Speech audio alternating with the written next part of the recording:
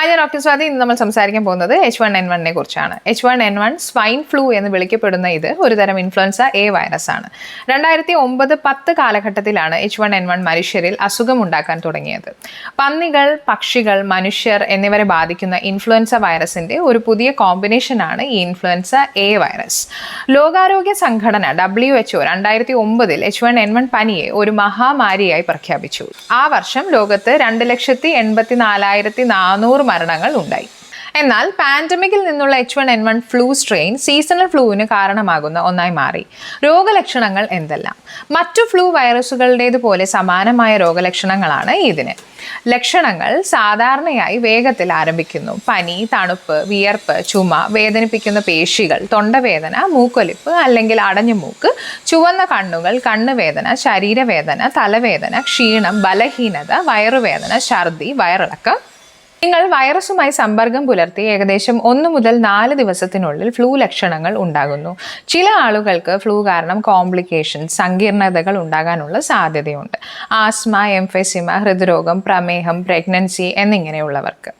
അടിയന്തര ലക്ഷണങ്ങളിൽ ശ്വാസതടസ്സം അല്ലെങ്കിൽ ശ്വാസം മുട്ടൽ, നെഞ്ചുവേദന, ഡീഹൈഡ്രേഷൻ, മൂത്രമൊഴിക്കുന്നില്ല, തലകറക്കം, അപസ്മാരം, കഠിനമായ ക്ഷീണം, ബലഹീനത, പേശിവേദന. കുട്ടികളിലെ അടിയന്തര ലക്ഷണങ്ങളിൽ ശ്വാസതടസ്സം, ചർമ്മത്തിന്റെ ടെക്സ്ചറിലും നിറത്തിലുമുള്ള വ്യത്യാസം, വരണ്ട ചുണ്ടുകൾ, നെഞ്ചുവേദന, ഡീഹൈഡ്രേഷൻ, നിർജ്ജലീകരണം കാരണം കഠിനമായ പേശിവേദന, അപസ്മാരം, നിലവിലുള്ള മെഡിക്കൽ അവസ്ഥകൾ വഷളാകുന്നു എന്നിങ്ങനെയാണ് കാണുന്നത്. ഇതിന്റെ കാരണം H1N1 പോലുള്ള ഇൻഫ്ലുവൻസ വൈറസ് നിങ്ങളുടെ മൂക്ക്, തൊണ്ട, ശ്വാസകോശം എന്നിവയെ ബന്ധിപ്പിക്കുന്ന കോശങ്ങളെ ബാധിക്കുന്നു. വൈറസ് ബാധിച്ച ഒരാൾ ചുമയ്ക്കുമ്പോഴോ, തുമ്മുമ്പോഴോ, സംസാരിക്കുമ്പോഴോ, ശ്വസിക്കുമ്പോഴോ വൈറസ് തുള്ളികളായി വായുവിൽ പടരുന്നു. ഈ മലിനമാക്കപ്പെട്ട വായു ശ്വസിക്കുമ്പോഴോ, സ്പർശിക്കുമ്പോഴോ വഴിയോ, കണ്ണോ, വായോ, മൂക്കോ വഴി ശരീരത്തിൽ പ്രവേശിക്കാം. രോഗലക്ഷണങ്ങൾ പ്രത്യക്ഷപ്പെടുന്നതിന് 1 ദിവസം മുമ്പ് മുതൽ അവ ആരംഭിച്ച് ഏകദേശം 4 ദിവസം കഴിയുന്നത് വരെ വൈറസ് ബാധിച്ച ആളുകളിൽ നിന്ന് വൈറസ് പടരാനുള്ള സാധ്യതയുണ്ട്. ാണ് ഇത് കൂടുതലായും ബാധിക്കുന്നത്. 2 വയസ്സിന് താഴെയുള്ള കുട്ടികൾ, 65 വയസ്സിന് മുകളിലുള്ളവർക്ക് കോംപ്ലിക്കേഷൻ ഉണ്ടാകാനുള്ള സാധ്യത ഏറെയാണ്.